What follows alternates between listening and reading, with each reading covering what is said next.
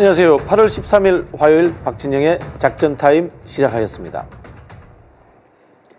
제2의 차지철 김용현 경호처장의 국방장관 임명을 규탄합니다.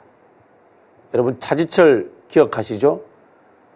박정희 대통령의 경호처장으로서 호가호위하면서 민주화 운동을 하는 시민들을 탱크로 짓밟겠다라고 큰 소리를 치다가 궁정동 안가에서 김재규의 손에 죽어간 사람입니다. 김용현 경호처장이 강성희 국회의원의 입을 막고 카이스트 졸업식에서 대학생들의 입을 틀어막았던 현장을 우리는 기억합니다. 그리고 최근에 있었던 이종호 씨 녹취록 관련하여 김용현 씨의 관련설이 대두되고 있습니다. 이런 사람을 한나라의 국방을 책임지는 국방부 장관에 임명하겠다고 합니다. 윤석열 정권의 말로가 보이고 있습니다. 제2의 차지철이 나타났다는 것은 윤석열 정권이 곧 망한다는 뜻으로 해석이 됩니다. 드디어 스스로 망하는 길로 들어섰습니다. 윤석열 정권에게 경고합니다. 김용현 장관을 임명한다면 바로 윤석열 정부가 끝장날 것입니다. 네, 잠시 후에 이슈타임으로 돌아오겠습니다. 빠르게 중요한 핵심만 민주진영 작전타임. 네, 오늘 작전타임의 이슈타임입니다. 이슈타임은 이슈맨 남궁현 교수 나오셨습니다. 안녕하세요. 안녕하십니까. 안녕 못합니다. 컨디션이 안 좋아 보이시는데요. 심하게 걸려가지고. 네, 요즘 그 코로나가 굉장히 또 다시 유행한다던데. 네, 코로나는 아닌데 네네. 감기가 너무 심하네요. 네. 감기 조심하십시오 모두. 네. 알겠습니다. 첫 번째 저도 이제 뭐 김용현 이야기를 했습니다만은 김용현 국방부 장관 지명에 민주당에서 제정신인가라는 맞습니다. 이야기가 나왔습니다. 앵커께서 말씀하신 대로 제2의 차지철 김용현 국방장관 지명에 민주당 제정신인가 이렇게 말을 했습니다. 윤 대통령이 국방부 장관 후보자에 김용현 대통령 경호처장을 지명했는데요. 이 수사외압 피의자로 입건돼도 모자랄 이럴 사람을 국방부 장관에 앉히겠다는 게 정말 국민의힘 제정신이냐 대통령 제정신이냐 이렇게 맹비난을 했습니다.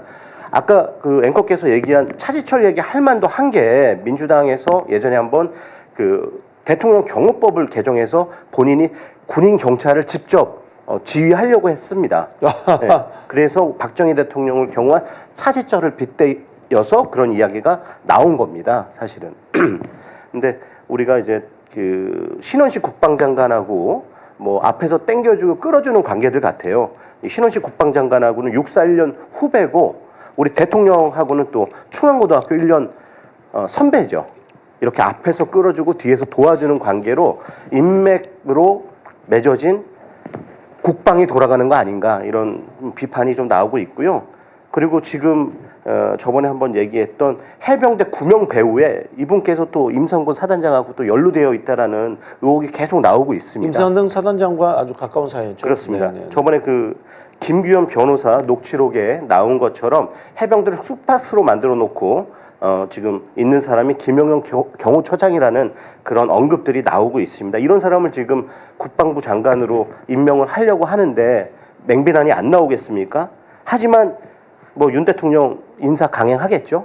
네. 어차피 보고서 채택 안 하더라도 본인 하고 싶은 대로 그냥 할 겁니다 아마. 네, 두 번째 이슈로 넘어가겠습니다. 예, 두 번째 민주당에서 방송사법 윤석열 대통령이 거부권을 행사했죠.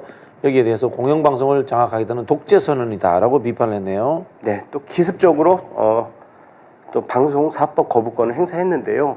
더불어민주당이 12일 방송사법에 대한 윤석열 대통령의 제요구권, 거부권을 행사에 대해 방송사법 거부권 행사는 공영방송을 기어코 장악하려는 독재 선언이라고 이야기했습니다.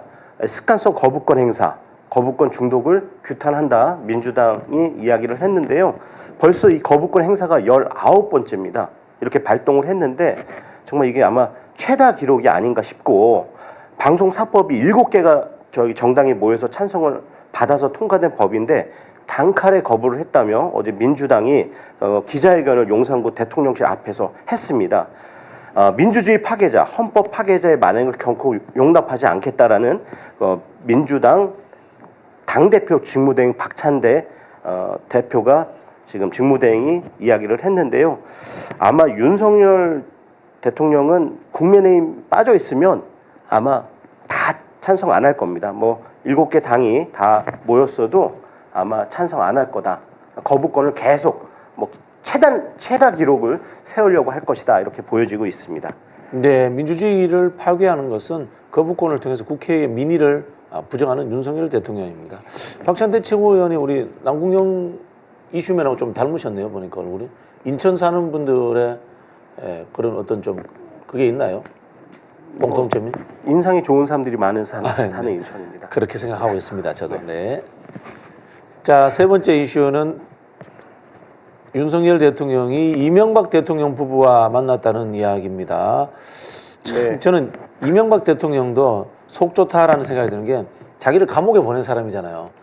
그런 거 이분들은 안 따질 것 같아요. 목구멍으로 밥이 잘 넘어가는지 모르겠네요. 네. 또 먹거리가 생겼으니까 또 모여야 됩니다. 네네. 원전 기술 또 이런 것 때문에 한번 모이셨는데 윤 대통령이 12일 이명박 전 대통령과 만찬을 가졌습니다. 김건희 여사, 김윤옥 여사도 참석해서 부부 동반으로 모이셨는데 이때 또 우리 정진석 비서실장 부부도 참석을 했습니다. 그래서 뭐 드셨나 이렇게 봤더니 한식 위주로 드셨어요. 건강을 생각해서 이명박 대통령을 생각해서 한식 위주로 했다 그러고 과일론 디저트도 드셨는데 노타이 차림으로 편하게 모이셨습니다. 모여서 이런저런 얘기도 하셨겠지만 원전 기술 관련해서 지금 체코의 24조 원 규모의 이제 기술 산업 우선 협상 대상이 됐는데 이 부분을 갖고 이제 모인 거죠.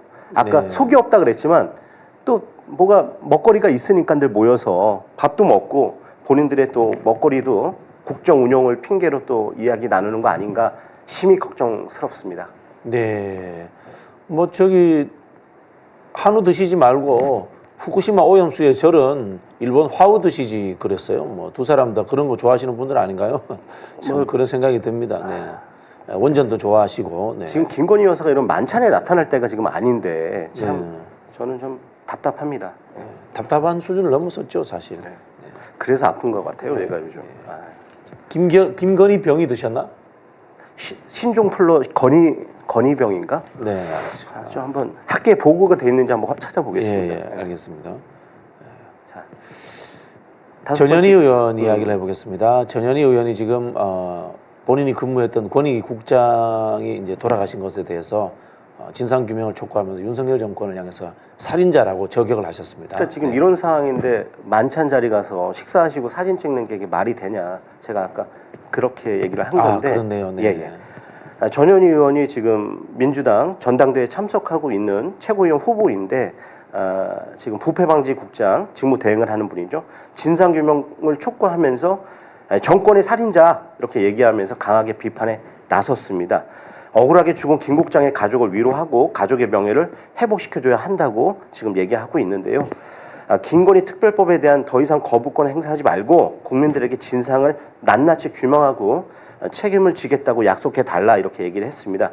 국민들과 유족에게 석고대죄하라 이렇게 얘기하는데 이 국민들의 정서는 이러한데 지금 어디서 그렇게 만찬을 드시고 계십니까? 그리고 이 고인을 제가 한번 보니까 7급 그 행정인으로 시작을 해서 한 20년 가까이 반부패 업무를 20년까지 하고 굉장히 고드신 분이라고 하더라고요. 그러다 보니까 이번 자괴감도 많이 들었고 심적 고뇌도 많았을 겁니다. 그래서 이런 나지 말아야 되는 상황이 됐는데 유족분들은 이렇게 얘기를 하고 있습니다. 진상규명을 통해서 진실을 밝혀달라. 그리고 고인의 명예를 회복시켜달라. 국가의 책임을 다해달라. 이렇게 지금 세 가지를 요구하면서 하고 있고 권익위가 또 조문을 사양한 거를 유족의 뜻을 반해서 또 했다 그래서 또 논란이에요. 권익위 직원들이 문자를 보냈는데 유가족하고 상의가 제대로 되지 않은 상황에서 조문 오시는 분들을 막았다고 해서 지금 참 논란이 되는데 누구를 위한 고인을 비리는 건지 모르겠습니다. 언론 통제하려고만 하는 건지 답답합니다. 네. 자, 다음 이슈로 가보겠습니다. 김건희 씨와 관련돼서 용산 관저공사 불법 의혹이 있었던 업체가 7일 만에 14평짜리 건물을 증축해서 이것도 문제가 되지 않나 이런 이야기가 나오고 있네요.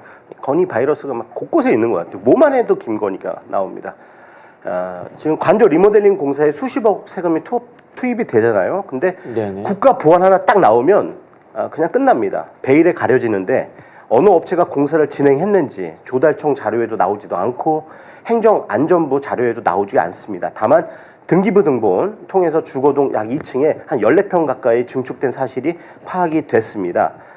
지금 서울 용산 대통령 관저 증축 공사 진행되고 있는 상황에서 여기 신고된 제주도 A건설이라는 걸 한겨레 취재진이 찾아냈어요. 근데 이분들이 굉장히 강하게 본인들의 취재에 대해서 지금 불편해하고 있고 지금 언성을 높이고 있습니다. 근데 이 확보된 대통령실 관저 비공개 업체 리스트 취재에 A건설사 지금 제주도 업체죠. 이곳이 대통령 집무실 공사에도 참여했다라는 이야기가 나오고 있습니다.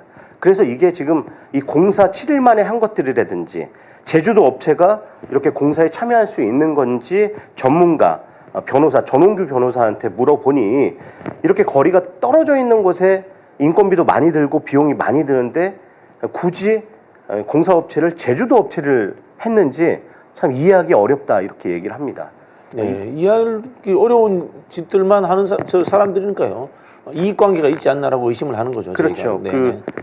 또 코바니 콘텐츠 전시 후원사 여기로 알려진 21g 이곳이 전문 건설업 면허를 가진 곳이어서 이곳은 인테리어 공사만 가능하거든요. 네. 근데 지금 이제 종합건설 면허가 없는데도 증축공사에도 참여했다라는 겁니다. 그래서 이게 또 문제가 되고 있고 그 공사 과정에서도 어떤 관공서 쪽에 특혜가 있지 않았나 이런 의혹이 또 생기는군요. 그러면. 그렇습니다. 그래서 이게 한겨레가 지금 그 취재를 계속 하고 있는 부분이 있는데 관저 불법공사 정황이 여러 곳에서 지금 나오고 있습니다. 이것도 지금 저희가 또 다른 국민들이 봐야 할 대목 같아 보입니다. 네, 알겠습니다.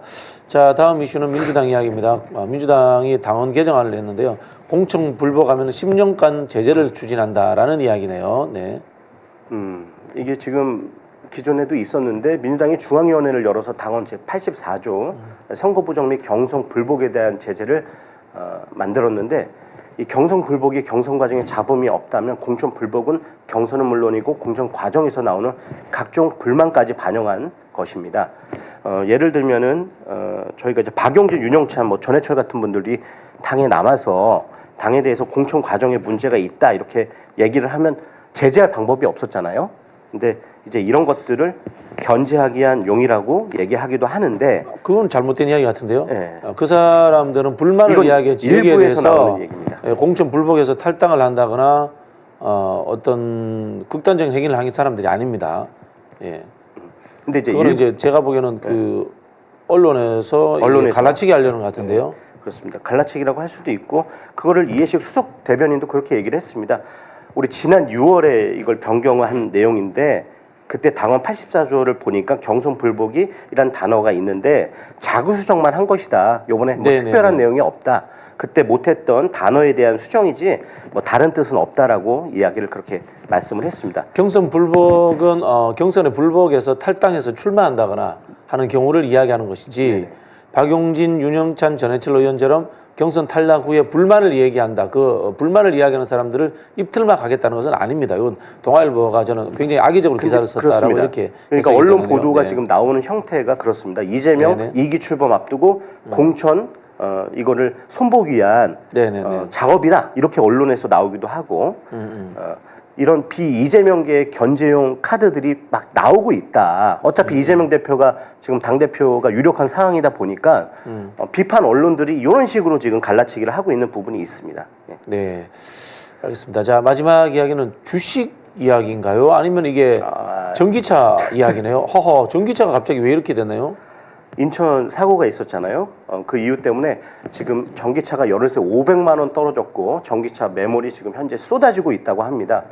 화재 사고 이후에 중고차 시장에서 벤츠 전기차뿐 아니라 여러 브랜드의 전기차들이 지금 처분이 지금 계속 이루어지고 있는데요. 전기차시 굉장히 뚝뚝뚝 떨어지지만 이 사고 전까지만 해도 인기가 좋았습니다.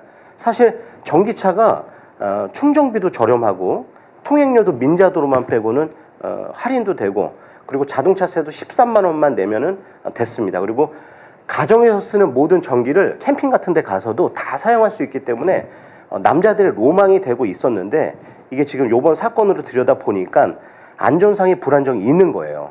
근데 저는 조금 이걸 정부가 보조 사업을 많이 했지 않습니까? 네. 이런 보조 사업을 할 때 이런 것들에 대해서 좀 면밀히 봤어야 하는데 지금 이제 배터리 문제가 생기니까 지금 부랴부랴 지금 판매 중고차로 파시는 분들도 늘어지고 지금 배터리 업체들도 자기 문제가 아니다. 이건 제조사 문제다. 서로 이렇게 지금 공방이 계속 이어지고 있는 사실입니다. 네. 배터리가 뭡니까? 배터리. 저번부터 자꾸 이렇게 배터리 네. 발음을 자꾸 예. 해외 진출하시려고 그러시나요? 자, 서울의 소리는 글로벌 뉴스로 전달됩니다. 뉴욕의 소리도 듣겠습니다. 아니 왜냐하면 이게 유튜브 시스템이라는 것이 전 세계 어디서든 저번에 들을 수 있어요. 커넥션 하는데 자꾸 발음 네, 얘기하시네요. 우리 그 네. 교포들도 많이 듣고 있기 때문에. 네. 네. 자, 파리의 지금까지 소리도. 남궁맨 이슈맨이었습니다. 네, 감사합니다. 건강 조심하십시오. 네. 자, 잠시 후에 양문석 의원님과 함께 돌아오겠습니다. 보통 이제 관행상 광복절 전에 오찬을 하거든요. 네, 광복회장을 비롯한 생전 독립운동가 모시고 청와대 오찬, 대통령실 오찬 하는데 광복회는 현재 오찬은 불참한다고 얘기했고 지금 제가 오늘 지금 여기 방송 들어오기 전에 들은 소식은 광복절 기념식에 보통 광복회장님 보통이 아니라 기념사를 합니다. 기념사를. 그렇죠, 네네. 그다음에 대통령 경축사 하게 돼 있어요. 그러니까 광복절의 호스트는 광복회장인 거예요. 네네. 광복회장은 기념사, 대통령 경축사를 합니다. 네네. 먼저 합니다, 광복회장이. 근데 이 기념사를 광복회장님이 할 것인가 말 것인가에 대해서 좀 고민이 많다고 해요. 그러면은 대한민국 정부 수립 이후에 초유의 사태가 벌어지는 거죠. 광복절에 광복회장이 가지 않는 사태. 이종찬 회장님이 아들이 윤석열 대통령 절친이에요. 지금 보니까는 뭐 자기 친구 아버지도 뭐 이렇게 대하는 거 보니까 뭐 위안이 없는 것 같습니다.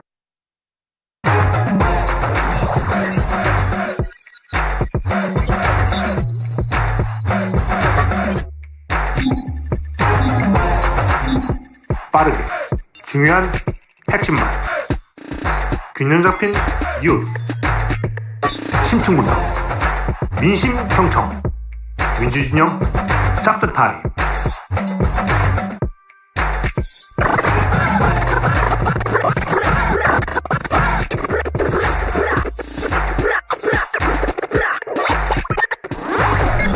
빠르게 중요한 핵심만 민주진영 짭짤타임 네, 샤프하고 송곳 같은 공격. 양무석 의원님 모셨습니다. 안녕하십니까? 안녕하세요. 네. 목소리 갑자기 까십니까? 아니 앞에 방송을 네네. 너무 진중하고 묵직하게 해가지고 예, 예. 제가 분위기를 확 바꿀 수 있을 정도로 네네. 또 뛰어나지는 않잖아요. 아, 분위기를 한번 바꿔보시죠. 네. 안녕하십니까 B급 정치인 양무승입니다. 반갑습니다. 네, 알겠습니다. 네. 그때는 저기 B급에는 B급 이렇게 해야 돼요. 안녕하십니까 B급 정치인 양무승입니다. 네, B급 사회자 박진영이 진행하고 있습니다. 아 B급은 아니지. 네. 당신은 그 에이스인데 아이고, A급이지. 아닙니다. 에이스라는 표현이 좀 안 좋아가지고 쓰지도 못해요. 자, 지금 김영석 그 신임 독립관장 이야기가 지금 네. 난리도 아닌데요. 예. 학계에서는 뭐 뉴라이트도 아니고 이 사람은 거의 친일파 수준이다, 일본인 수준이다 이런 이야기까지 나오고 있습니다. 예. 조국 그 혁신당 대표 같은 경우는 5.18 광주민주화운동 기념관장에 전두환을 임명하는 꼴이다 이렇게 예. 비판을 했는데 예. 이런 비판들이 뭐 지나치지 않죠. 네. 저는 이 부분에 대해서 좀 우리가 개념을 좀 짚고 넘어가야 되는데 뉴라이트라고 이야기하는 표현이 예. 타당하냐? 네네. 뉴라이트라고 하면 기본적으로 아주 드라이하고 그 객관적이고 공정한 듯한 이런 네. 표현입니다. 저는 친일 매국노들이라고 이야기를 해야 된다고 보거든요. 친일 매국노들이다. 예. 네. 뉴라이트의 기본적인 특징이 뭐예요? 일본의 이 영역에 집중돼 있어요. 뉴라이트는. 그래서 네네. 건국절 그 논쟁을 불러일으켰고 그다음에 그 식민지 근대화 과정에 있어서 일본이 대한민국에게 엄청난 그 지원과 혜택을 줬다. 지금 이 두 축을 가지고 소위 말하는 뉴라이트 운동을 벌였는데 그 당시에 이명박 정권에서 뉴라이트라는 단어를 썼단 말이에요. 네네. 그런데 그 당시에 이명박 정권에 있어서 자기들이 붙여서 이야기를 하면 언론이 그걸 갖다가 그 고정시키고 상식화시키고 원칙화시켰던 그러한 상황이었기 때문에 저는 뉴라이트라는 단어보다는 친일 매국 이론 세력 뭐 예. 또는 친일 매국노 뭐 이렇게 제가 재밌는 이름을 붙였습니다. 뭐라고 붙였습니까? 윤이혼진, 신일본인. 신일본인. 네. 예, 뭐 신일본인 그것도 그 괜찮고요. 그다음에 이제 이종찬 강북회 회장 말씀대로 친일 밀정, 밀정. 그다음에 뭐 친일 매국노 밀정 그룹 뭐 이렇게 명확하게 그들의 성격을 규정할 수 있는 직관적인 표현들이 필요한 것 아니냐. 뉴라이트라고 해가지고 뭔가 이론가 그룹들, 그다음에 뭔가 학술적 그룹들, 뭐 이런 그 이미지를 줘서는 안 된다. 저들은 그냥 친일 매국노일 뿐이다. 저는 그렇게 생각합니다. 맞습니다. 라이트라는 게 우파를 뜻하는데요. 우파는 민족주의 또는 뭐 극단적 인종주의를 이야기하는데 이분들은 민족주의 아니기 때문에 라이트가 아니에요, 이 사람들은. 그렇죠. 네네. 자, 근데 왜 윤석열은 이렇게 이런 사람들을 계속해서 임명을 할까요?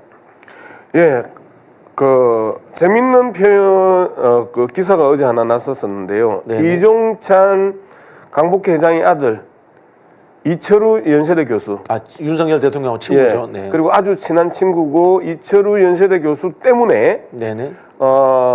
이종찬 강북회 회장을 아버님이라고 윤석열이 호칭했다는 거 아니에요? 근데 이철우 교수마저도 이 부분에 대해서 윤석열 대통령의 분명한 입장이 있어야 된다라고 이야기를 하고 인사 문제에 있어서도 취소하면 될 일인데 네네. 왜 이렇게 세상을 어지럽게 만드냐 뭐 이렇게 강하게 비판을 했었어요. 네네. 그 동안에 이철우 교수 맞죠? 네네, 맞습니다. 네네. 이철우 교수가 윤석열 대통령에 대해서 어떤 언급도 없었던 것 같고, 그리고 마지막 언급이 윤석열 정권에서 나는 어떠한 임명직도 받지 않겠다라고 하고 대통령 끝나고 나서 만나자 뭐 이런 이야기를 했다고 하는데 이철우 교수가 이 대통령 임기 중반에 이 강복절과 관련해 가지고 그리고 독립기념관 관장과 관련해 가지고 강하게 불편한 심기를 비쳤다라고 이야기를 했고요. 그 앞머리에 이런 이야기를 했었습니다. 정치를 하기 전에는 이 친일 매국 행위에 대해서 상당히 부정적이었다라고 했는데 대통령이 되고 나서 왜 저러는지 모르겠다 뭐 이런 컨셉으로 이야기를 하더라고요. 말 그대로 친일 매국노에 의해서 포위를 당했거나 또는 근본적으로 DNA가 친일 매국이거나 둘 중에 하나인데 저는 후자라고 생각을 합니다. 대통령 윤석열의 아버지가 일본의 이 장학생이었고 그리고 본인이 일본의 어린 시절을 또 자주 일본을 갔었었고 하면서 일본에 대한 동경들이 있었었고 그다음에 일본 정치인들은 우리가 연예인들을 보면 와 연예인이다 그리고 집회장에 나가면 와 박진영이다 이렇게 화면으로 보고 있다가 현장에서 보면 와 박진영이다 이제 이런 식으로 그런 이 팬심이 일본 정치에 대한 네네네. 팬심이 저는 있다고 보는 거거든요. 아, 어릴 때 형성된 이 강력한 꽂힌 취향 네. 이런 거네요. 예. 네. 그렇기 때문에 친일 행각이 아주 자연스럽다라고 이제 보는 거고 그리고 친일과 관련해 가지고 다 아시다시피 뭐 한미 동맹 한일 군사 동맹을 추진을 사실상 했다가 여러 갈래 속에서 강한 국민적 비판을 받았었고 그리고 한미일 동맹 체제를 계속해서 구축을 하려고 시도했다가 또 어그러졌고 그럼에도 불구하고 국힘당은 한미일 동맹이 형성됐구나 하면서 한미일 동맹이라는 글을 쓰잖아요. 발표를 하잖아요. 결국 김병주 위원회에 의해서 정신 나간 국힘당이라고 비판받았던 게 한미일 동맹이라는 표현을 써가지고 그 문제가 됐던 거거든요. 그런 부분이 일상적으로 집권 이후에 계속되고 있다. 그다음에 후쿠시마 오염수 문제 또한 마찬가지로 그 부분에 대해서 미온적 태도 또는 오히려 적극적인 지원이 있었었고 결국 오염수라는 일상적이고 정치적이고 행정적인 용어를 쓰지 않고 갑자기 정치적 용어로 오염수가 아니고 처리수로 바꿨던 이러한 일련의 과정들을 보면서 말 그대로 대놓고 노골적으로 눈치 보지 않고 친일 매국 행위에 돌입했다. 그리고 아버지라고 불렀던, 그리고 자신이 대통령이 되는 데 있어서 상당히 많은 조언과 역할을 해줬던 강북회 회장 이종찬의 독립기념관 관장 취소 요청을 하루도 안 기다리고 잘라내고 임명을 합니다. 그리고 그 과정에 있어서 오늘 나온 기사죠. 3번이나 윤 대통령에게 이종찬 강북회 회장이 편지를 보내요. 네네. 그런데 그 3번 다 씹었습니다. 아버지의 편지를 거절했네요. 아버지의 편지를 씹은 거죠. 아들이 거절이 아니네요. 네. 예. 근데 저는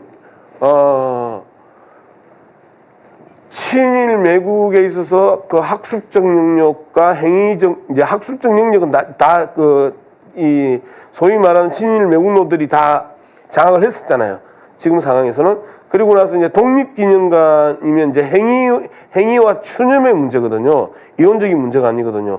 이 부분에서도 친일 매국노를 관장으로 시키면서 이제는 우리의 기억과 의식마저 조작하려 들고 있다. 저는 그렇게 보고 있습니다.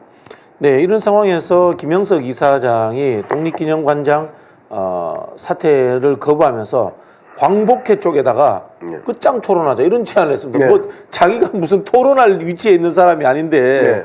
이게 뭐 한동훈 따라하는 것도 아니고 뻑하면 토론하자고 하네요. 이제 크게 두 가지를 이야기했죠. 나는 뉴라이트가 아니다.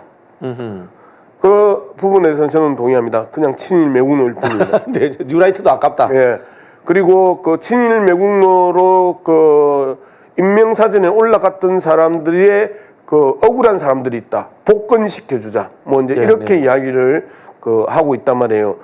이러한 행태들을 이야기했고 그걸 가지고 이제는 강복회하고 토론을 하자. 네. 자, 토론이 붙는 그 순간부터 본격적으로 친일 매국노 학술 그룹들이 이야기했던 부분도 하나의 정상적인 학문적 영역으로 네네네. 대한민국이 인정하는 꼴이 되는 겁니다.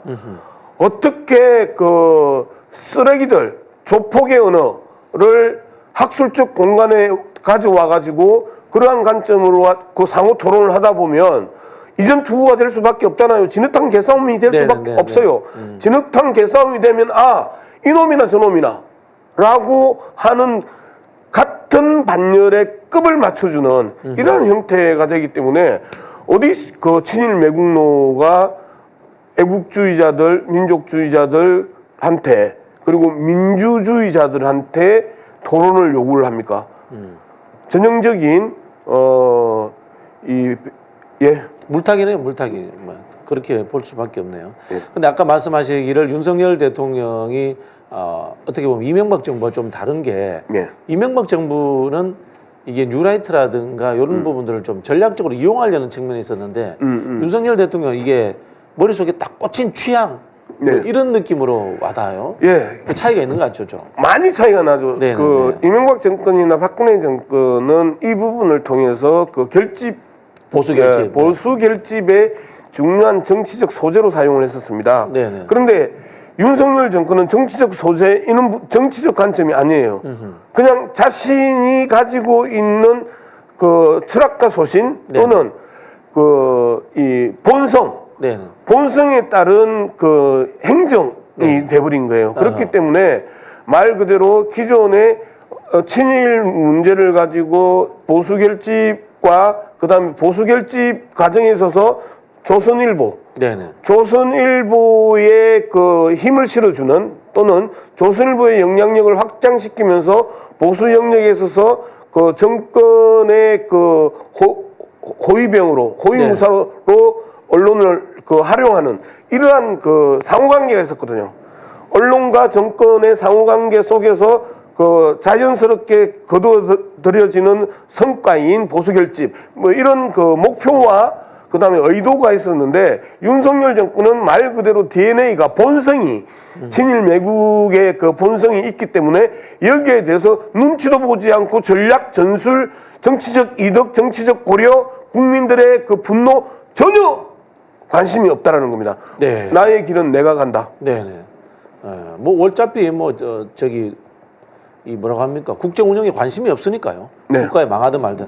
사실 뭐 의원님이나 저나 거의 완벽한 서울말을 구사합니다만은 실제로는 이제 영남이 베이스인데 예. 이런 일들을 통해서 영남의 보수 세력들도 윤석열 네. 정부에 대해서 어느 정도 비판적이 되지 않을까요? 영남이 결집하고 이런 일은 없겠죠, 이것 때문에. 일단 뭐 제가 보기에는 영남이 친일 매국 행위를 하는데 결집이 될 가능성은 나는 없죠. 없다고 봅니다. 네. 그리고 그 부분에 대해서 이 분노를 가지고 있는데 자신들이 이제까지 지지해왔고 자신들이 만든 대통령이라고 하는 자부심이 어느 지역보다도 강한 게 이제 영남 지역이잖아요. 그런 측면에서 보면 윤석열의 친일 행각이 결코 정치적인 도움은 안 된다라는 부분이고요. 두 번째, 오늘 들어오기 전에 제가 또 기사 하나를 읽었는데 국힘당 게시판에 있어서 윤석열 친윤 대 친한의 네네. 논쟁이 아주 격렬하게 일어나고 있다. 아하. 그러면서 윤석열 민주당으로 가라. 이러한 이 내용들까지도 이제 소개를 해놨더라고요. 이미 지금 김경수 지사 사면 이야기 연결. 전체적으로 지금 최근에 나타난 일련의 이제 사태들이 있었잖아요. 전당대 과정에서 이 국힘당의 당원들이 많이 좀 신규 당원들이 들어왔나 봐요. 네네. 그리고 한동훈 지지자들이 대거 이제 입당을 했던 모양이에요. 그러면서 사실상 국힘당 내분이 내전 상태까지 갔다가 이 전당대 끝나고 나서 좀 잠잠하다가 다시 김경수 전 경남도지사 복권 문제를 놓고 또 이제 네. 치열한 싸움을 벌이는데 이 싸움을 벌이면서 이제는 친일 문제들도 함께 언급되고 있다는 거예요. 네. 그러면서 윤석열의 친일 매국 행각과 네. 한동훈의 일본을 바라보는 시각은 다르다. 그렇게 이야기하는군요. 하고 있고 한동훈 또한 이 부분에 대해서 명확하게 자신의 입장을 내지 않고 있는 거잖아요. 그렇게 한동훈이 자주 이야기했던 국민의 눈높이라고 이야기하는 부분에 있어서 독립기념관과 관련해 가지고는 아직까지 어떤 논평도 나오지 않았어요. 한동훈 입에서. 네네. 근데 오히려 한동훈 옆에 있는 것들이 네네. 이제 계속해서 한동훈의 입장을 이제 두둔하는데 그들마저도 독립기념관 관장 인사 조치에 대해서는 아직까지 한마디도 나오지 않았다는 거예요. 네. 김경수 복권에 반대한다라는 이야기는 무수하게 쏟아내면서 독립기념관과 관련해 가지고는 아직까지 한마디의 언급도 나온 걸 아직까지는 제가 본 적이 없습니다. 국가의 중대사에 관심을 가지기보다 네. 당내의 갈등과 이익관계에 더 몰두하는 집단들이에요, 그분들이. 생각을 해보니까 아마 제가 보기에는 윤석열 대통령을 민주당으로 보낸다는 건 어불성설이고 일본으로 보내주세요. 일본의 사도광산으로 보내주시면 저는 감사하겠습니다. 국힘당 지지자들 게시판에 글 쓰는 사람들한테 꼭 말씀드리고 싶습니다. 더불어민주당은 쓰레기 하치장이 아닙니다. 일본 사도광산으로 보내주십시오. 자, 국회에서 지금 김영석 인성규탄 및 임명철의 촉구 결의안을 제출하기로 했는데요. 네. 이게 좀 어떤 효력을 발휘할 수 있을까요? 효력을 발휘하지는 않을 거라고 봅니다. 사도광산과 관련해서도 국회에서 결의안을 채택을 했었고, 거의 만장일치로 강제징용에 대한 명확한 입장들을 하고, 그다음에 사도광산을 유엔 지정물로 해서 채택하지 못하게 결의안을 채택을 했었잖아요. 그런데 외교부가 일방적으로 사도광산을 싸다 바쳤고, 그리고 심지어 강제징용과 관련했던 어떤 언급도 없었고 하는 행태를 보면 일본 문제에 대해서도 윤석열은 어떠한 결의안이나 법안이 올라온다 하더라도 거부권을 행사할 거라고 저는 봅니다. 네. 자, 이야기하다 보니까 저희가 이제 영남 이야기도 잠깐 했습니다만 김경수 지사 이야기를 해야 되는데요. 네. 김경수 지사 이 사면 복권에 대해서 민주당이 환영한다 이런 논평은 낼 수 없지만은 네. 결론적으로 복권된 거는 잘된 일이죠. 예. 환영한다. 이제 아직까지 결정이 안 난 상황이기 네네, 때문에 네. 저는 김경수 전 지사의 복권 환영한다라는 논평이 나와도 네네. 전혀 문제가 없다고 생각을 합니다. 네네. 저 개인적으로 2002년 5월 달에 그 경남도의서 후보로 출마했었을 때 네네. 4월 초파일 부처님 오신 날 그 특사로 강력하게 그 문재인 대통령에게 김경수 전 지사의 그 사면 복권을 네네네. 요청을 했었습니다. 네네네. 마지막 기회다. 문재인 정부가 그 사면 복권과 관련해서 마지막 기회다. 그리고 김경수 전 지사를 사면 복권해 달라. 그때 이제 김경수 지사가 감옥에 있었을 때예요. 네네. 그렇게 강력하게 요청했음에도 불구하고 문재인 정부가 그 부분에 대해서 외면했단 말이에요. 네네. 그러면서 경남의 많은 이 문재인 대통령 지지자들이 이탈했습니다. 네네. 그리고 실제 그 행위 자체가 선거에도 많은 영향을 줬었어요. 민주당을 우리는 지지해 왔고 그리고 김경수를 지지해 왔는데 왜 문재인 정부에서도 김경수의 사면복권을 해주지 않느냐라고 네네. 하는 그 불만들이 엄청나게 커졌고 결국은 그분들의 상당 부분들이 투표 거부로 나타났었거든요. 네. 그러면서 지방선거를 우리가 완패하게 되잖아요. 이런 측면에 있어서 저는 김경수 전 지사에 대해서 여러 가지 평가가 있고 그리고 다양한 이 관점들이 있습니다. 호불호가 명확하게 우리 당내에서도 나누어지는데 일단 김경수 전 지사가 복권되는 부분 이 부분들은 저는 찬성을 하는 입장입니다. 네. 이재명 전 대표가 대통령실의 질문에 김경수 지사가 복권되었으면 좋겠다라는 이야기를 애초에 했다고 하거든요. 네네. 근데 지금 이 대통령실에서는 네. 그게 아니다. 이재명 대표는 그런 의중을 밝힌 적이 없다. 네. 뭐 이런 식으로 참 이게 분열 공작이죠. 대통령실이 이제까지 이야기했던 게 정상적인 이야기, 대통령실이 이야기하면 참말인가 네, 보다 네. 라고 느껴지는 그 논평들, 정치적 사안에서 논평들이 있은 적이 없어요. 그리고 관계자들, 대통령실 관계자에 따르면, 대통령실 관계자에 따르면 제대로 된 이야기들이 나온 적이 없잖아요. 그래서 대통령실이 뭐라고 이야기를 하면 팥으로 콩으로 매주를 쓴다고 해도 우리는 믿을 일이 없고요. 기본적으로 신뢰를 상실한 대통령실에 어떤 이야기를 갖고 우리 스스로가 평론하거나 옳고 그름을 갖다가 따지는 것도 의미 없다. 저는 그렇게 생각을 합니다. 네. 자, 대통령실이 야권의 분열을 노리고 김경수 지사를 복권시키면서 네. 다양한 메시지를 내면서 공작 정치를 하는데 네. 알고 보면 이게 여권이 분열돼 버렸어요. 한동훈과 윤석열이 갈등 관계가 됐는데 네. 한동훈은 사실은 자기가 법무부 장관 시절에 사면해 준 사람이잖아요. 네. 근데 복권은 반대. 네가 앞뒤가 안 맞는데 네. 한동훈이 왜 이런 식으로 치고 나올까요?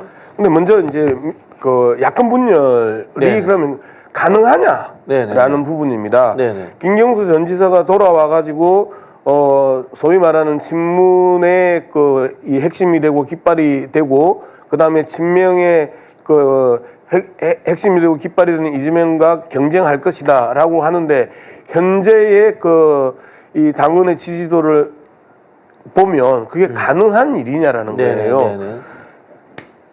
김두가 어제 어떤 여론조사에서는 93대 3인가 네네네. 나왔다면서요. 네네. 그 정도로 90% 이상이 이재명 후보를 지지하고 있는 당내 분위기 속에서 김경수 전 지사가 이 반명 깃발을 들고 네네네. 정치 활동에 복귀했었을 때 네네. 어떤 영향을 줄 수 있을까에 대해서 우리가 그냥 냉정하게 현실을 보면 됩니다. 그런데 이 부분에 있어서 소위 말하는 조선일보 따위들이 계속해서 키운단 말이에요. 조선일보 따위들이 계속해서 키우면서 어떤 착시 현상을 불러일으킬 수 있느냐면 김두관 후보가 출마한다고 해가지고 전 국민 대상으로 여론조사를 했어요. 그랬더니 8% 차이인가 밖에 안 났어요.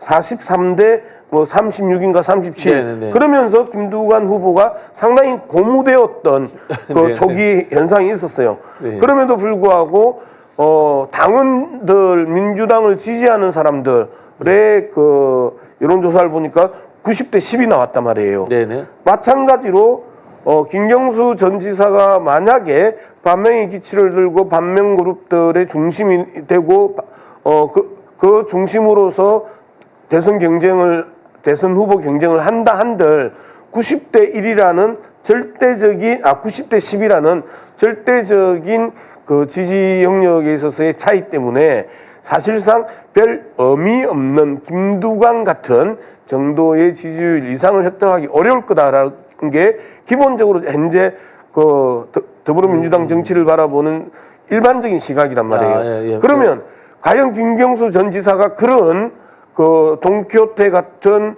정치 행보를 할 것인가?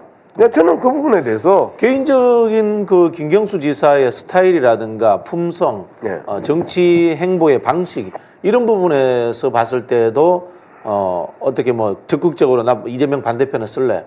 아니면은 진문의 구심이 될래? 이럴까요? 아니면은 좀 암중 모색하면서 천천히 움직이는 뭐 이런 흐름으로 갈까요? 저는 일단 그 귀국한 이후에는 그 전체적인 정세를 네. 바라보는 데 있어서 상당히 시간이 걸릴 거라고 봅니다. 정치를 안 할 수도 있지 않을까요? 정치를 스타일상? 뭐 안 할 수도 있지 않을까요라고 이야기하는데 그 부분에 대해서는 제가 정확하게 모르겠는데 네. 정치인은 네. 정치하지 않으면 네. 좀 그 스스로의 자기 확인에 있어서 상당히 심각한 문제가 발생하기 때문에 네. 정치를 저는 할 거라고 보는데 어떤 정치를 할 것이냐에 이제 문제가 이제 남아 있는 거죠. 그런 측면에서 보면 김경수 지사가 지금 김두관 후보와 같은 동키호테식 정치는 스타일이 하지 완전 않을 다르죠. 거다라는 네네. 부분이고요. 그다음에 김경수 지사하고 이재명 대표가 그 의외로 상당히 친했단 말이에요. 네네네. 그리고 그 이재명 그 경기도지사가 상당히 그 궁지에 그 몰렸을 때 문재인 도와줬죠. 정부로부터 상당히 궁지에 몰렸었을 때 네. 고비 때마다 김경수 경남도지사가 손을 내밀었던 그런 우정들이 그 두 사람에게는 있단 말이죠. 그런 측면에서 보면 김경수 지사의 그 행보는 상당히 신중할 거다라고 생각을 합니다. 네. 그다음에 이제 지들끼리 붙었던 이야기는 뭐 많은 사람들이 하지 않았을까요? 네네. 그 과거에 이재명 경기도지사 시절에 기본소득 정책 펼 때 경남도 하고 같이 상의하면서 했던 그런 기억이 제가 네, 있습니다. 예. 네. 자, 이 와중에 우리 양문석 의원께서 재밌는 비판하셨어요. 김동연 현 경기지사네요. 현 경기지사한테 비판하셨는데 김경수 전 지사 복권을 외치면서 김경수 팀장 직위 회제에는 왜 침묵하느냐? 이 무슨 내용입니까? 네. 이거를 이제 두 단위로 나눠서 설명해야 되는데 양문석이 이거를 쓰니까 김경수 전 지사에 대해서 그 불편한 감정을 네네. 표현했다 이런 식으로 이야기를 하는데요. 개인적으로 김경수 전 지사는 저하고 친구이기도 하고요. 네네. 그 다음에 제가 경남을 내려가는 데 있어서 그 상의했던 사람이었고요. 그 다음에 이후에도 김경수 지사와 저와의 관계는 전혀 문제가 없습니다. 그리고 우리 당의 중요한 그 정치적 자산이기 때문에 나는 김경수 지사가 복권돼서 정치로 들어오는 게 난 맞다고 생각을 하고요. 그리고 지금 경남도지사 후보가 더불어민주당 후보가 마땅치 않아요. 그래서 저는 한 번 더 경남도지사 후보에 그 출마해서 김경수 지사가 경남에서 하고자 했던 네네. 일들을 한 번 더 완성하는 이러한 정치를 좀 보여줬으면 좋겠다는 개인적인 기대도 있고요. 그리고 경기도 김경수 팀장은 어떤 분이냐면요. 성남시청에서 성남FC 관련 네네. 실무를 맡았던 분입니다. 그리고 그 이재명 대표를 성남FC로 엮으면서 이분도 함께 엮였던 거고요. 그리고 이분이 뭐 뇌물을 받았다고 이야기를 하는데 그 어떤 증거도 없어요.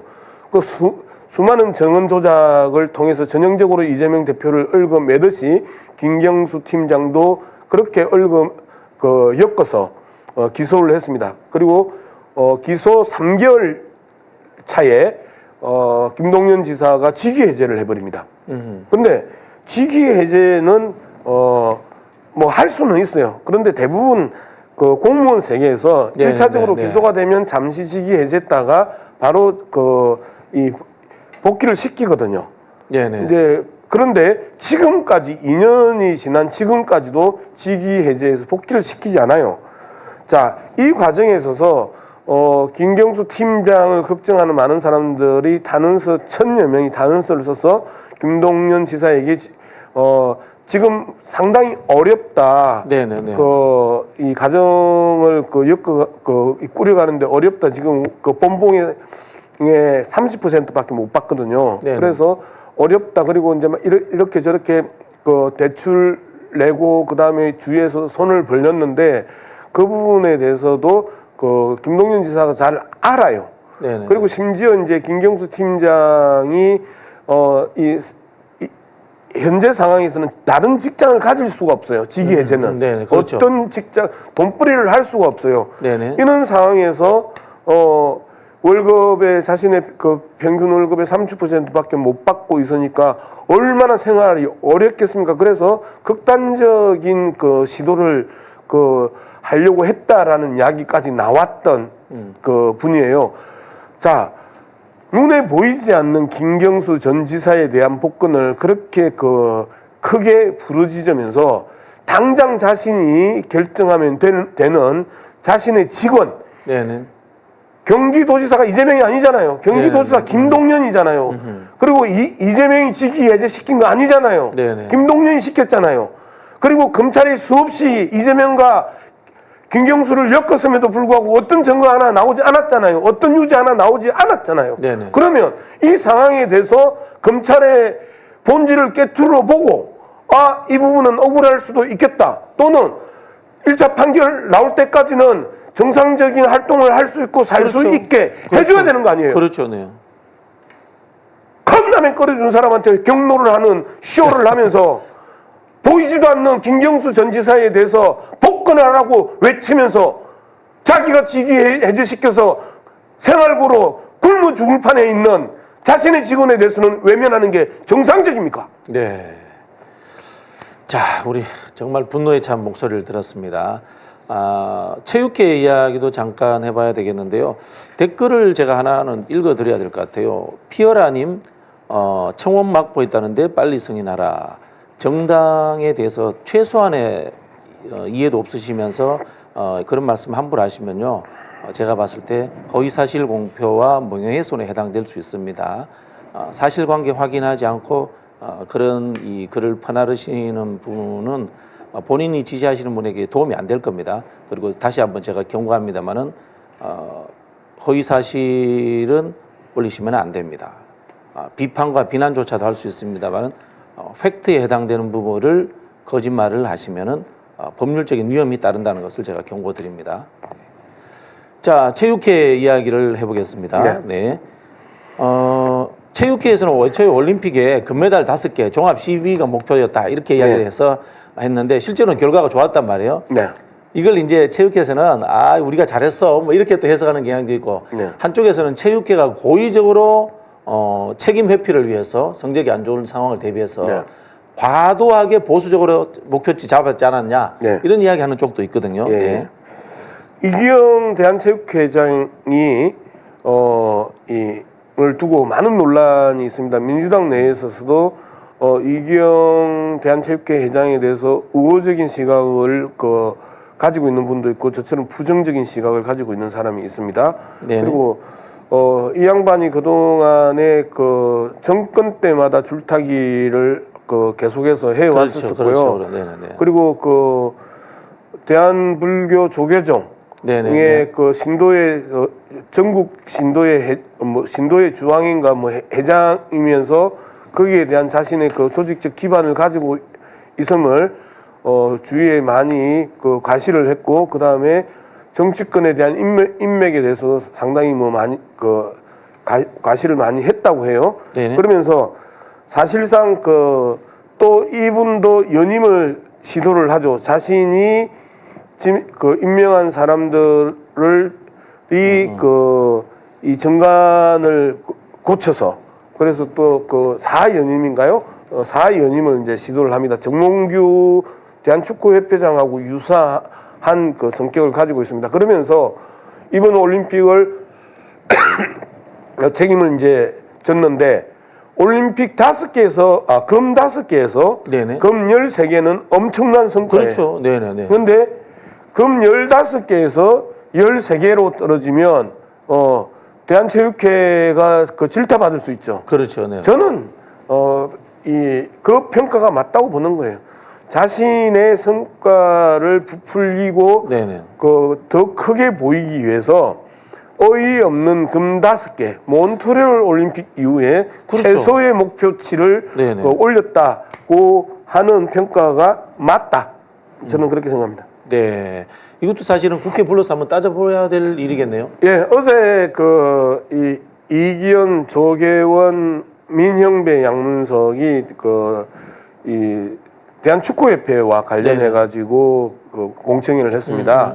그러면서 박문성 해설위원과 이제 여러분들이 이제 나와가지고 한 2시간 정도 토론을 했는데요. 어제 저하고 이기현 의원하고 민영배 의원이 잠시 이제 수기를 했던 게 자리에 앉아서 제가 이번 올림픽과 관련해서 현안 청문회를 해야 된다라고 이제 제안을 했고 민영배 의원이 상당히 적극적으로 이 부분에 대해서는 현안 청문회가 필요하다. 지금 당장 배드민턴 협회, 네. 대한축구협회 네네. 이 부분에 있어서는 심각한 문제가 지금 발생을 했었잖아요. 네네네. 이제 이 부분뿐만 아니고 올림픽 양궁협회를 제외하고 협회들 중에 좀 정상적인 협회가 거의 없더라. 네네네. 네. 아직도 군사 독재 시절의 반민주적인 네네. 협회 운영과 주묵구구식 행정이 일상화되어 있더라. 이런 측면에 대한 국민들의 분노들이 계속해서 이제 폭발하고 있잖아요. 그래서 현안 청문회를 준비하고 있습니다. 네. 과거에 이제 안민석 의원이 혼자 체육계 혁신 이야기하다가 예. 결국은 소수파로 몰리고 그렇죠. 말았는데 예. 이번에는 좀 여당 내에서도 국회의원들 중에는 이 체육계 혁신에 대해서 생각이 있는 분들이 좀 있죠. 네. 어쨌든 그런 체육계 혁신에 대한 생각이 있는 사람, 지금 이모경 전 핸드볼 국가대표인 이모경 네네네. 의원이 더불어민주당 문화체육관광위원회의 간사입니다. 네네네. 그렇기 때문에 네. 간사가 의지가 워낙 강하고요. 거기에 문체위를 또 6년을 하신 민영배 의원이 또 계시잖아요. 네네네. 그다음에 전하, 이기현, 조계현, 그다음에 강유정 이러한 분들이 이 부분에 대한 관심이 아주 높거든요. 네. 그렇기 때문에 이참에 이 체육행정 협회와 관련된 체육행정에 대해서 전체적으로 한번 볼 필요가 있다. 그다음에 스포츠 혁신위원회가 문재인 정부 때 있었었는데 네네. 스포츠 혁신위원회의 혁신 과제들이나 대안들이 이미 많이 준비가 되어 있더라고요. 그런 부분들을 선택적으로 선별해서 체육행정에 도입을 하면 전혀 다른 대한민국 스포츠가 되지 않을까. 안세영 선수가 이야기를 했었잖아요. 훨씬 더 많은 메달을 딸 수 있고 훨씬 더 좋은 성적을 올릴 수 있는 선수들이 있는데 배드민턴 협회의 반민주적 행정에 의해 가지고 우리가 더 좋은 성적을 못 올리고 있다 이런 표현을 썼단 말이에요. 그런 측면에서 저희들이 깊게 들여볼 생각입니다. 네. 스포츠계 혁신을 기대하겠습니다. 마지막으로 조금 이제 재밌는 질문 하나 드리겠습니다. 네. 정봉주 의원 사퇴 이걸 어떻게 생각하십니까? 정말 어제 기자회견 전까지 네네. 저도 박진영 사회자한테도 이야기를 했고 네네네. 주위에 친한 사람들한테는 술 마시고 저 정도 이야기 할 수 있지. 진짜 박은숙이 나쁜 놈이야. 네네네. 저 애가 완전히 민주당 전당대를 분탕질을 치고 있네. 네네. 근데 이 정도 선이었단 말이에요, 제가. 그리고 많은 유튜브들이 양문숙 박사 기본적으로 입장을 내라라고 네네네. 저한테 이야기했는데 그분들도 저한테 강력하게 이야기를 못했던 게 네. 정봉주 선배가 이제 양무소하고 친하다고 워낙 이제 이야기를 많이 했던 네. 터라. 네, 네. 그래서 계속해서 제가 여기에 대한 기본적인 입장을 내지 않았었어요. 그런데 네. 어제 이제 기자회견을 하면서 이재명 팔이 척결. 네네네. 그 다음에 이 기자회견을 듣고 거기에 쳐드는 놈들이 명팔이다. 네네. 이제 이렇게 하면서 저도 이제 이분이 선을 넘었네라고 이제 해서 긴급히 양문석의 긴급 논평을 어제 오후에 냈습니다. 네네. 그럼에도 불구하고 또 저녁에 제가 글을 하나 또 올립니다. 네네. 제가 긴급 논평을 내면서 정봉주 후보가 당원들께 사죄해야 된다, 내일이라도 나는 간곡히 조언한다라고 하는 게 기본 내용이었었거든요. 네네. 그리고 제가 내일이라도 당원들께 사죄하면 정봉주 형님을 나는 안아드리려고 한다. 내일까지만 기다려 봅시다. 라는 이제 글을 올렸어요. 댓글이 정말 처참합니다. 댓글이 처참한데 네. 정봉주 후보가 그동안에 더불어민주당의 주요 자산으로서 정치적 자산으로서 윤석열 검사 독재 정권과 앞장서서 싸운 이러한 모습 속에서 정봉주 후보의 모습들을 기억하고 동행하고 응원하고 지지하고 후원금 내고 했던 그 많은 당원들에게 나는 정봉주 후보가 진심으로 사죄해야 된다. 그 사퇴 여부는 네. 정봉주 후보가 네네. 결정할 일이지만 제 요구는 당원들이 그렇게 물 주고 거름 주고 가지 쳐주고 하면서 정봉주라는 정치인을 키워왔는데 네. 그 당원들을 향해서 이재명 팔이 척결의 대상, 그 다음에 명팔이 이런 이 말을 쏟아내는 거는 김두관하고 뭐가 다르냐, 네네네. 전해철하고 뭐가 다르냐라고 네네. 저는 생각을 하는 거죠. 네, 알겠습니다. 양무석 의원님의 입장이었습니다. 저는 뭐 개인적으로 비판적 입장을 가지고 있습니다만은 선거가 끝난 후에 최종 정리해서 제가 입장을 밝히도록 네. 하겠습니다. 네. 네. 그러나 이제 이런 부분이 있는 것 같습니다. 조에게 그걸 강요하는 거는 저는 옳지 않다고 봐요. 제가 꼭 입장을 밝혀야 됩니까? 그러니까 아니 이게 북한도 아니고 예. 이 정봉주와의 관계를 통해서 입장을 밝히라고 강요하는 것은 저는 적절치 않다라고 보고요. 다만 제가 여기서 입장을 밝히면 이게 또 쇼츠가 만들어져서 또 사방에 날아다닐 겁니다. 그런 부분에서 최종적으로 비판적인 시각이라 이런 부분들은 선거가 끝난 후에 제가 한번 제대로 정리해서 말씀드리도록 하겠습니다. 네. 아마 우리 양무석 의원님도 곤욕을 겪으셨을 것 같아가지고 제가 질문드렸습니다. 예. 네, 자 전당대회가 단결과 화합의 장이 되도록 되었으면 좋겠습니다. 다음 주에 뵙겠습니다. 감사합니다. 고맙습니다. 네, 예, 저는 잠시 후에 유상영 총경님 모시고 찾아뵙겠습니다. 네. 경찰이 수백억 원 상당의 마약 밀반입 범죄를 수사하는 과정에서 드러난 대통령실 외압 정황이 갈수록 명확해지고 있습니다. 조지호 경찰청장 후보자 인사청문회에서 증인으로 출석한 조병로 경무관은 백혜룡 영등포서 수사과장에게 용산에서 또 연락이 왔나요? 라고 물어본 적 있느냐는 양분남 의원의 신문에 그런 말 한 적 없다고 부인한 바 있습니다. 그러나 해당 발언은 사실이었습니다. 조병로 경무관은 명백하게 위증을 한 것입니다. 마약 범죄 조직을 일망타진해 공을 세운 백혜룡 경정은 좌천을 당했습니다. 용산을 들먹이며 외압 전화를 한 김찬수 총경은 대통령실 행정관으로 영전했고 역시 외압을 행사한 조병로 경무관은 징계를 피했습니다. 경찰과 관세청과 인사혁신처를 한꺼번에 움직일 수 있는 외압의 주체는 과연 어디입니까? 국회 행정안전위원회는 조지호 경찰청장 인사청문회에서 불거진 의혹을 바탕으로 현안 질의 또는 청문회에 나설 것입니다. 경찰을 비롯한 관련 기관은 마약 수사 외압 의혹에 대한 공모에 대해 스스로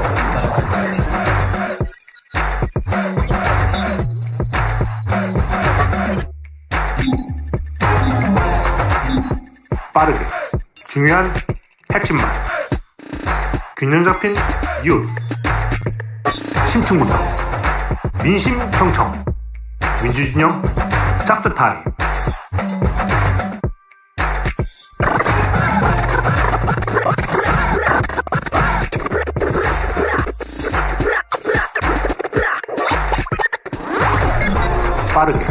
중요한 핵심만 민주진영 짭짤타임. 경찰이 수백억 원 상당의 마약 밀반입 범죄를 수사하는 과정에서 드러난 대통령실 외압 정황이 갈수록 명확해지고 있습니다. 조지호 경찰청장 후보자 인사청문회에서 증인으로 출석한 조병로 경무관은 백혜룡 영등포소 수사과장에게 용산에서 또 연락이 왔나요? 라고 물어본 적 있느냐는 양분남 의원의 신문에 그런 말 한 적 없다고 부인한 바 있습니다. 그러나 해당 발언은 사실이었습니다. 조병로 경무관은 명백하게 위증을 한 것입니다. 마약 범죄 조직을 일망타진해 공을 세운 백혜룡 경정은 좌천을 당했습니다. 용산을 들먹이며 외압 전화를 한 김찬수 총경은 대통령실 행정관으로 영전했고 역시 외압을 행사한 조병로 경무관은 징계를 피했습니다. 경찰과 관세청과 인사혁신처를 한꺼번에 움직일 수 있는 외압의 주체는 과연 어디입니까? 국회 행정안전위원회는 조지호 경찰청장 인사청문회에서 불거진 의혹을 바탕으로 현안 질의 또는 청문회에 나설 것입니다. 경찰을 비롯한 관련 기관은 마약 수사 외압 의혹에 대한 전모에 대해 스스로 진상을 밝혔습니다.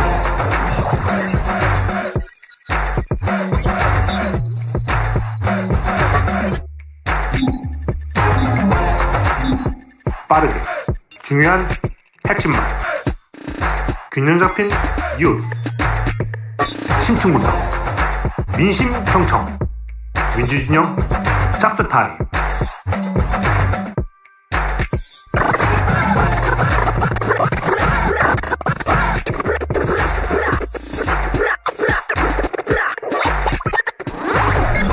빠르게 중요한 핵심만 민주진영 짭짤타임. 네, 세관 마약 수사 외압 의혹 저희가 다루려고 하는데요. 더불어민주당 지금 동작을 지역위원장이시고요. 사실은 그냥 유삼영 총경으로 더 유명하시죠.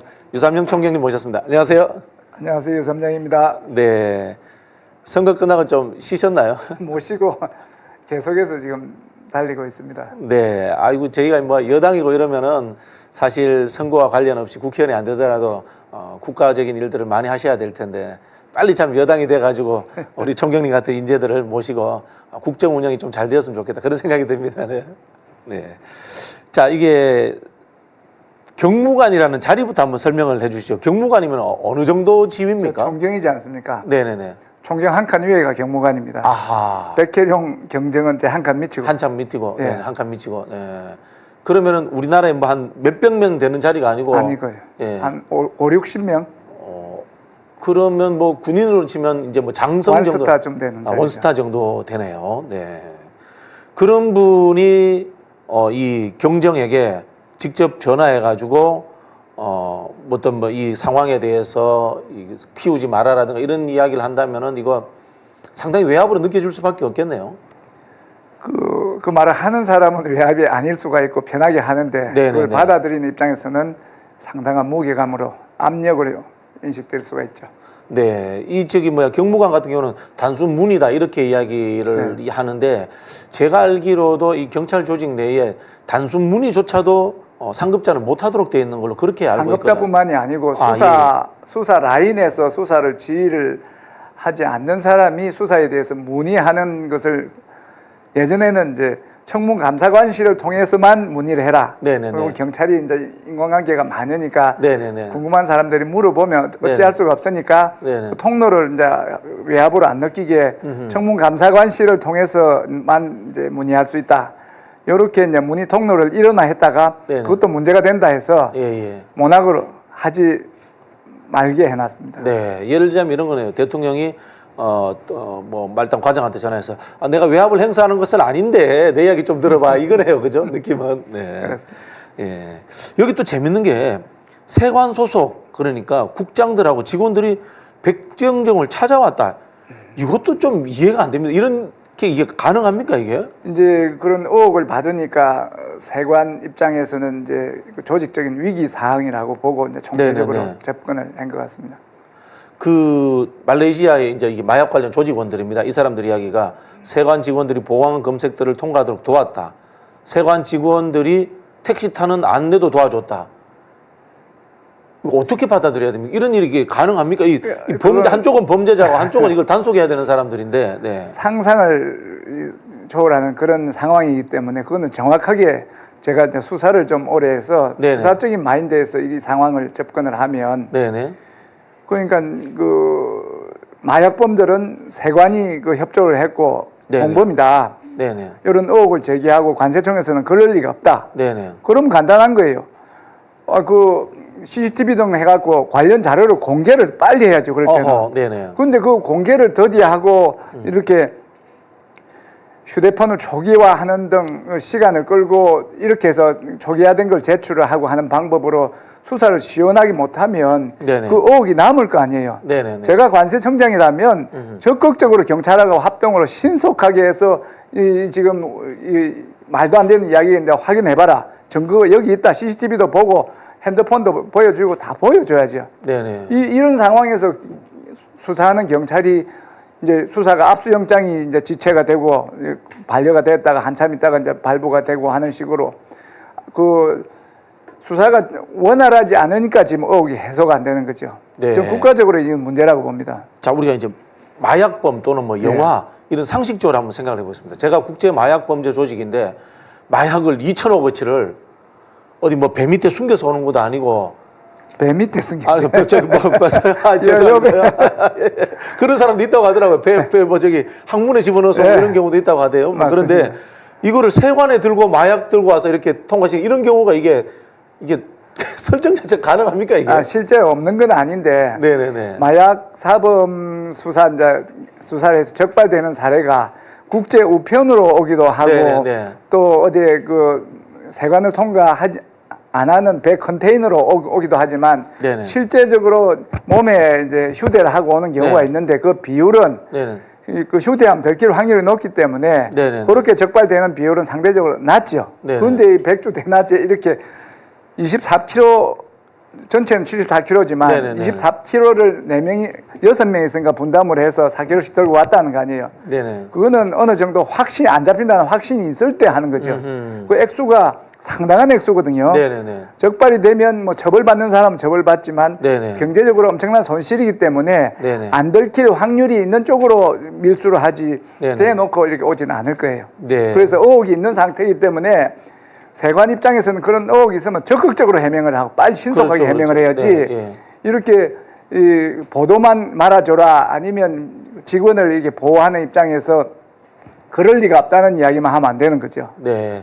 사실 시대가 바뀌어서 공직사회가 뭐 굉장히 많이 깨끗해졌잖아요. 이거 보면 어떤 느낌이 드냐면은 그 최민식 씨 나왔던 영화 카지노. 카지노도 있고 나쁜 놈들 전성시대. 나쁜 놈들. 거기 최민식 씨가 그 부산 세관 직원이잖아요. 아, 그거야. 부산 항만 네. 세관 직원인데 그때 보면은 그게 이제 뭐 80년대 중후반 이야기인데 세관 직원이면서 밀수되는 것을 적당히 눈 감아주고 이렇게 하는데 요즘 공직사회는 그렇지 않죠, 실제로. 네, 그게 80년대 이야기이기 때문에 그 영화로 됨직한데 네. 요즘 공무원들이 그렇게 세상에 비밀은 없거든요. 네네네. 결국에는 꼬리가 잡히고 설사 안 잡힌다 하더라도 그 불법의 공모를 하면 그 불법 그 사람들한테 협박을 당합니다. 네네네. 자유로울 수가 없어요. 범죄자들로부터. 예, 네, 네. 그 범죄자들이잖아요. 그렇죠, 그렇죠. 협박 안 하겠습니까? 결국 최민식이 범죄자가 돼. 예. 하정우하고 같이. 네. 그런 상황이기 때문에 이런 그 국가적인 위신 추락 문제에 대해서는 적극적으로 신속하게 네. 해야지. 소극적으로 하면 의혹을 더 키운다. 네네. 저는 그 의혹이 사실인지 여부를 떠나서 네. 이걸 해결하는 방법에 문제가 있다 이렇게 생각합니다. 네. 자, 그러면 저희가 한번 추론을 해보겠습니다. 추론입니다. 이 세관 직원들이 그 같이 공항도 경찰서입니까, 거기가? 공항에도 그 경찰대가 있죠. 경찰대 대장이었던 전직 조병로 네. 경무관에게 부탁했을 가능성이 있다. 네. 이럴 수도 있고 또 역으로 가보면은 관세청장은 굉장히 고위직이잖아요. 네. 고위직이니까 오히려 정부 윗선을 통해서 역으로 내려왔을 수도 있다. 뭐 여러 가지 추론들이 되는데 예. 조병로 경무관이 이렇게 앞장서서 움직여야 될 이유가 있습니까? 이 사람한테? 있습니다. 아, 그렇습니까? 네. 네. 그분이 관세청에서 6년간 근무하시다가 경찰 넘어왔죠. 네, 행정고시를 합격하고 네네네. 한 6년여를 이제 그 관세청에서 지금 인천 본부 세관장 네네네. 그분하고 이제 근무가 한 1, 2년 겹치는 시기에 같이 근무를 했죠. 아하. 그러면 이분은 경찰 업무도 잘 알고 관세 업무도 잘 알고 다 하는 사람이네요. 그러니까 그 부탁을 했죠. 야. 제 입장에서 조병로 경무관 입장에서 생각해 보면 어쩔 수 없는 상황이에요. 야, 그런 이제 느낌이 드네요. 자기가 세관에 몸을 담았었고 같이 네네, 근무한 네. 사람이 부탁을 하기 때문에 네네. 이제 뭐 할 수 있다고 생각을 하고 저래 했다가 권하고. 그럼 제가 했던 추론 중에 하나는 이제 맞지 않는 것이 더 높은 곳에서 조병로 경무관에게 애초에 시켰을 가능성은 없다라고 이렇게 봐야 돼요. 그러니까 우리가 지금 그거 통로가 한 군데가 네. 아닌 것 같아요. 그 지금 조광효 그분하고는 이제 같이 근무한 인연이었고 이제 부탁도 안 했다고 하니까 네네. 그분은 다른 통로로. 다른 통로로 부탁했을 것 그러니까 같고 현 관세청장은 예, 인천 세관장은 조병로 그분한테 부탁을 했고 예. 또 인천 세관의 무슨 모 국장은 그 경정한테 직접 와서 부탁을 부탁하기도 했고 하고, 예. 또 또 인천 세관장은 어디로 경찰청으로 어디로 갈 것이다 이제 이런 네. 이야기를 하는 거 보니까 조직이 움직였을 가능성이 있죠. 그러면 네. 조병로 라인은 한 라인이고 네네. 다른 라인이 있을 수가 있는 거죠. 그럼 관세청에서 자리 잡았던 라인들이 정부 요직 요소에 로비했을 가능성이 있다. 뭐 그럴 수도 이렇게 있고 보여져요. 아니면 또 우리가 의심하는 이제 우리가 그 용산을 의심하는 게 이종호 그 사람하고 시스템이죠. 조병로가 연결되기도 하지만 네네. 이게 인사혁신처에서 조병로 경무관을 징계를 또 없애버리고 징계를 안 하잖아요. 안 하는 경찰청에서 조병로 씨를 징계하라고 했는데 안 하지 그렇죠. 않습니까? 그래서 네. 인사혁신처가 이 일에 좀 우호적으로 대처를 했다. 네네. 저도 인사혁신처 2번 갔는데 다 기각이 됐어요. 아하, 네네. 제가 그 징계를 받았지 않습니까? 네네네. 그 징계가 부당하다고 인사혁신처 갔더만은 네. 소청심사위원회에서 아니다 해가 기각이 됐고 또 집행정지 신청했는데 기각이 2번 된 적이 있는데 네. 그 인사혁신처가 그렇게 뭐 이렇게 없던 불문 처리하는 확률이 한 5%라고 이제 보도가 되는데 그런 이제 인사혁신처에 거기 있고 세관이 있고 또 경찰 이제 상선에서 이제 그런 압력이 있는 것 같고 또 검찰에서 압수영장은 사실관계 확인한 거이기 때문에 네네. 그 쉽게 내줄 수 있는 영장을 안 내주고 시간을 끌고 해서 늦게 내주는 거 보니까 4개 기관이 관련이 됐다. 그렇게 하면 4개 기관에 로비를 한 것보다는 그 우선에 있는 한 개 처에 로비가 들어갔을 수가 있죠. 네. 이 질문도 안 할 수가 없는데요. 그 당시에 이제 법무부 장관이 한동훈 장관입니다. 한동훈 장관인데 법무부에 어쨌든 검찰을 통해서 마약과의 전쟁 이런 이야기를 했는데 제가 얼핏 알기로는 검찰의 마약 수사가 검찰의 마약 수사와 공조 잘 안 한다라고는 알고 있습니다만 그때 워낙 법무부의 권력이 셌기 때문에 법무부에서도 이런 상황들을 파악했을 가능성도 있을까요? 당연하죠. 네. 지금 마약과의 전쟁을 선포하잖아요. 대통령이 2022년 네네네. 취임하자마자. 10월 21일 날 경찰의 날에 마약과의 전쟁을 선포했고 네네. 그 3일 있다가 국무총리한테 마약과의 전쟁을 좀 잘해주라 네네. 이렇게 했고 또 그 3일 있다가 이 당정협의회에서도 이제 마약 이야기를 하고 그 한동훈 장관도 당정협의가 있어 놓으니까 그때 법무부 장관이 이 마약 관련한 수사부서를 강화를 하고 여러 가지 강조를 하셨고 이래서 그 당시에 마약이 이제 현안이었지 않습니까? 네네네. 그렇기 때문에 이 검찰이나 법무부를 통해서 마약 사건에 대해서는 큰 사건이니까 이게 지금 74kg 하고 100kg까지 더할 수 있는 74kg은 정말 역대급 사건이기 때문에 네네. 당연히 마약과의 전쟁을 했었다면 그 법무부 장관에게도 보고가 들어갔을 수가 있죠. 네. 그러면 실제로 이게 민주당에서 한동훈 대표에게 그 당시 경위라든가 입장에 대해서 밝혀라라고 요구를 할 필요가 있겠네요. 요구를 하고 있는데 안 하고 있는 거죠. 아하, 안 하고 있는 상황입니까? 네네네. 자, 지금 20일 날 이제 국회 행안위에서 관련 청문회가 있는데 네. 그렇다면 민주당에서는 전략적으로 어떤 방식으로 접근을 해야 될까요? 그러니까 이게 아까 말한 4개의 기관이 다 한쪽으로 우호적으로 한 방향으로 지금 돼 있는 요 부분에 대해서 밝히기 위해서 네네. 요 지금 검찰 그다음에 저 경찰 관세청 그다음에 인사혁신처를 동시에 누를 수 있는 요 기관이 어딘지 이제 명확하니까 그 연결고리를 찾는 게 무엇보다 중요하겠죠. 네네. 용산에서 심각하게 보고 있다. 그 말을 하지 않았습니까? 네네네. 그때 그 영등포 경찰서장 네네. 그 말을 이제 백희룡한테 하면서 이제 조심을 시켰는데 그 말이 어디서 나왔는지를 추궁을 잘 해서 용산과의 연결고리를 찾는 게 중요하죠. 지금 영등포 경찰서장이 그 이후에 대통령실로 파견 근무를 갔습니다. 파견 갔죠. 예, 파견 간 발령이 났죠. 그 예. 영전인 거죠? 상당한 영전. 상당한 영전이고 보통 이제 그에 대통령이 반해서 백혜룡 경정은 좌천성인 사람. 지구대로 갔으니까. 네. 백혜룡 그 수사를 열심히 하겠다는 사람만 좌천이고 네네. 조병로 경무관은 그 징계가 이제 불문으로 처리되고 네. 그 이제 상부에 서울지방경찰청 형사과장으로서 요 문제를 이제 좀 무마하려던 사람은 영등포 경찰서장으로 와서 수사를 딱 장악을 하고 있는 이야. 이런 상태죠. 그림이 제대로 그려지네요, 이게 예. 나오는 것처럼. 네. 한 사람만 억울하게 이제 억압을 받고 나머지는 지금 영전을 하고 있는 상황. 어떤 느낌이 드냐면요. 우리 뭐 총경님도 마찬가지고 우리 그 박정훈 대령 국방부 저기 해병대도 마찬가지고 지금 백혜룡 경정도 마찬가지고 공공기관의 조직 속에서 양심적인 활동을 하신 분들 또는 공익 제보에 해당되는 분들이 제대로 사실 보호받고 있는가? 특히 이제 이런 윤석열 정부와 같은 이 검찰 정권이 들어섰을 때 이분들에게 우리가 뭐 응원한다고 합니다만은 실제로 제도적으로 이런 공직자들을 보호해주는 시스템이 우리가 따로 만든다고 했는데도 불구하고 너무 약하다 이런 비판이 나오고 있거든요. 예. 본인의 경험상 어떤 생각이 드십니까? 그런 부분에서. 그러니까 이런 일을 하려면 각오를 하기 때문에 각오를 해야 되는 상황. 네. 그 뭐 모든 손해를 각오를 하고 지금 네네. 하는 상황이죠. 옳은 일을 하는데 손해가 이제 무슨 의미가 있느냐? 네네네. 이익과 어느 정도 이게 내한테 유리하냐 불리하냐 하는 것은 작은 문제고 네네. 이게 옳으냐 안 옳으냐 그렇죠. 이게 내 혼자만의 옳고 안 문제가 아니고 이 경찰이 이제 사회 전체에 미치는 영향이 크기 때문에 이 경찰을 바르게 옳게 하기 위해서 내가 희생하는 게 이제 희생한다고 마음을 먹고 온 거기 때문에 저는 뭐 억울하지는 않습니다. 네. 그렇지만 법상으로는 부패방지법이 있고 공익신고자 보호법 등이 있는데 네네. 그 제도를 이제 실행하는 과정에서 옳고 제대로 된 보호는 법에 규정된 대로 받지는 못하죠. 네. 그 사람 비밀을 보장해주고 불이익 처분을 못 받게 하고 책임을 감경해주고 여러 가지 아름다운 제도 장치는 있는데 거기에 이제 그 집행하는 쪽에서 무력화시켜 버리면 네. 힘을 못 쓰는 거예요. 사실은 이거 아닙니까? 보호자와 그걸 억압하는 집행자가 같은 기관에 소속돼 있잖아요. 그렇죠. 행정부지 않습니까? 네. 네, 그런 부분들인데 제가 이제 경험을 해보면 과거에 이런 국가에 대한 억압이 있었을 때는 야당 당사로 들어와서 보호해 달라고 하고 막 이러기도 했단 말이에요. 군사정권 시절에.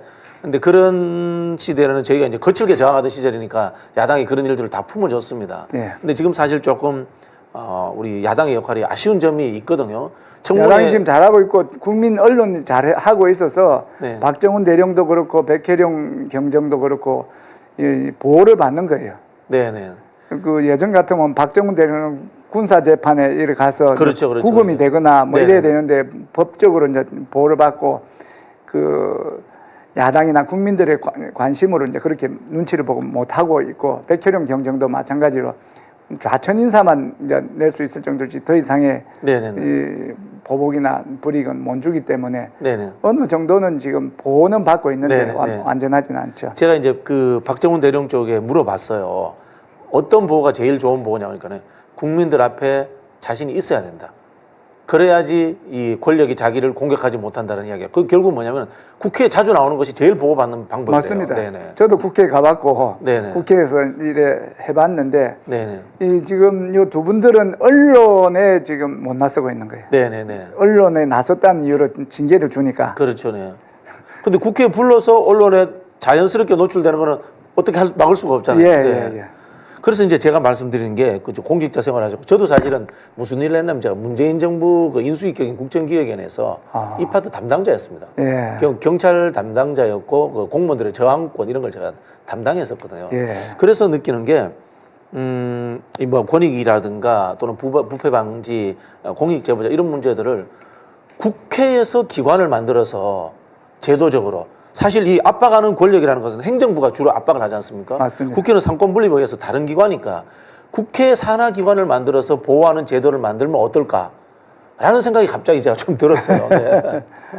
그런 제도가 옛날부터 있었지. 호민관이라든지 그렇죠. 뭐 네네네. 그 호민관의 현대식 이름으로 해갖고 그런 제도가 있기도 한데 네네. 그게 제도는 만들 때 그 현실에 적용해서 네네.